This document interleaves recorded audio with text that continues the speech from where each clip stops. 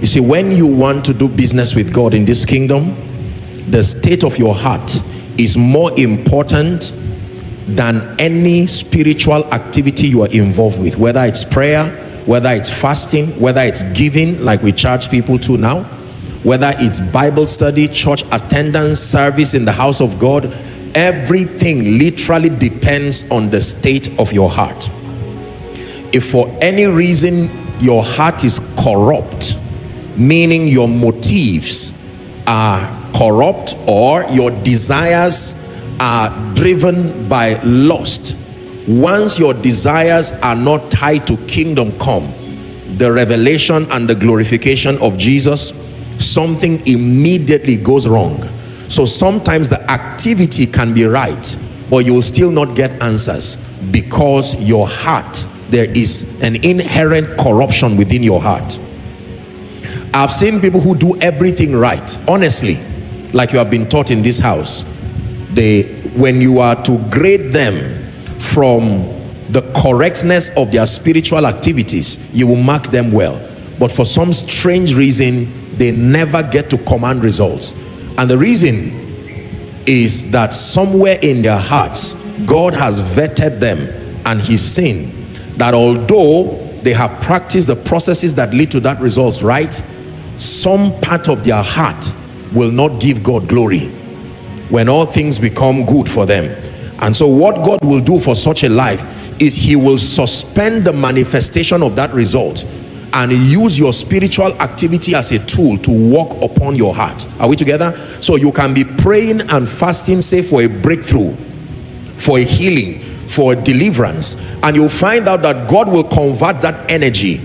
Not that he cannot answer, but he's already seen the corruption in your heart, and in order of priority, he will suspend the issue of answering you and use that energy invested in prayer, in fasting, in word study. He will turn it to become a purifier of your heart and your motive. By the time he gets your heart and motive right, you'll find out that you may not need to pray for certain things. You find them happening. In a gathering like this, where you know and you are sure that the power of God is made available to heal, to deliver, to set people free, there are thousands of people gathered in here, all the overflows outside, and many more following across the globe. And chances are excellent that you find everybody shouting amen, you find everybody shouting I receive, you find everybody praying when we say pray, sing when we say sing. But the Spirit of God hovers around everyone, and through the lens of the word that discerns the thoughts and the intents of men's heart, you find out that certain people, in spite of this mighty presence of God in this place tonight, it's possible that they can walk away really without receiving any testimony.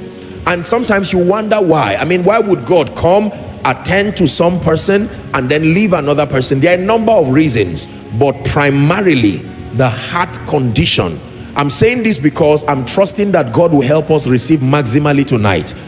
But in doing so, it's important we do this heart examination for a minute or two. There's nothing I know that drives the possibility of miracles like the state of a man's heart. Everything can be right, everything can be correct, but because there is corruption within your heart. God is not for want of words, some individual that you can twist him using spirituality or a false sense of piety. When you come to him and say, God bless me, I'm trusting you for a car, I'm trusting you for increase, I'm trusting you for a visa, I'm trusting you to give me increase in ministry perhaps, or I'm trusting you for finances, as is the case with many people here. God is going to ask you a question, why? And I've dealt with that subject in this house. I wouldn't want to delve into that, but it's important. Why? Why do you want increased finances? Why do you want to be healed from the sickness? Is it so that you are healthy enough to go about living your life the way you want to? Why are you coming to God to set you free from these demonic influences? There's nothing I know that moves the hand of God over a man's life like a desire to use your results and your life to bring God glory. The moment God can find his interest represented in your life, then you have done the bargain that leads to your victory. Now, many times he loves you in spite of, so it doesn't look like he's a selfish God only trying to make sure until you are serving him. I can tell you, if you understand God, you will know that there's nothing that we do with him that benefits him. Everything is really for us. He's God by himself. He didn't need any of us to be God. He will not need any of us for his program to continue. It is only that he's given us the privilege to participate in prophecy. Are we together? So we must have this at the back of our minds. Why do you want to be healed tonight? Is it just to take away the inconveniences? Why are you trusting God to receive the grace for favor? Why are you trusting God to be free from all kinds of demonic yokes, curses? Why are you trusting God to hear a prophetic word in your direction? You must purify your heart. Someone shout, purify my heart.